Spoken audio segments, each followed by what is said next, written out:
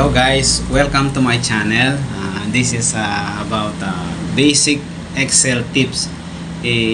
Tuturo ko ngayon guys kung paano yung halimbawa ginagawa natin sa isang pangalan na nakalagay first name, middle name, last name.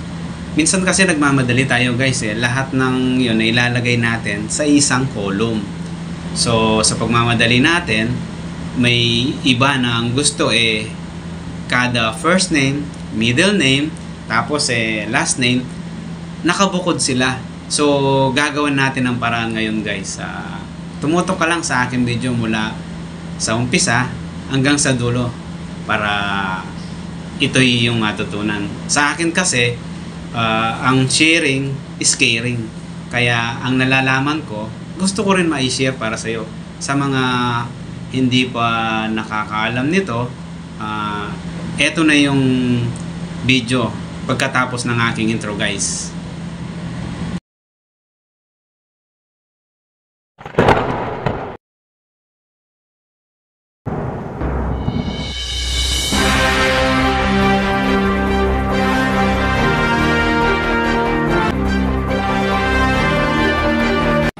So yan guys, no, nandito na tayo sa Microsoft Excel. Tatlong paraan ng text split. Separate yung first name, tapos yung middle name, tapos yung kanyang last name. Per column siya guys. Yan, no, tatlong paraan text to split.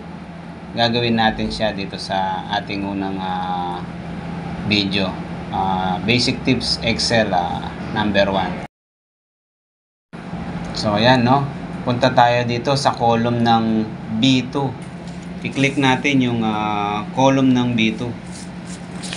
Pagkatapos i-type natin ang equal sign. Pagkatapos ng equal sign, so ayan guys, no, i-click lang natin yung equal sign dito sa column B2, and then i-type natin yung text split.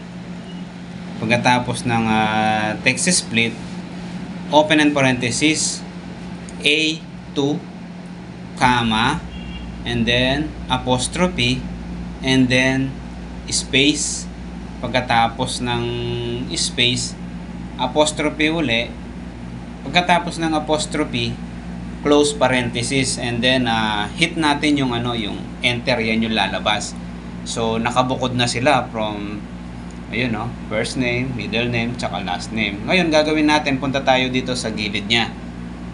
Yan, sa corner. I-click natin siya, and then i-drag down natin siya pababa para lahat ay malagyan. Yun, no. Ganun lang kadali guys, at ganun lang kasimple yung basic tips number 1 natin. Kaya sa mga gustong matutunan pa yung basic tips number 2 natin, abang-abang lang kayo sa susunod na video na aking i-upload.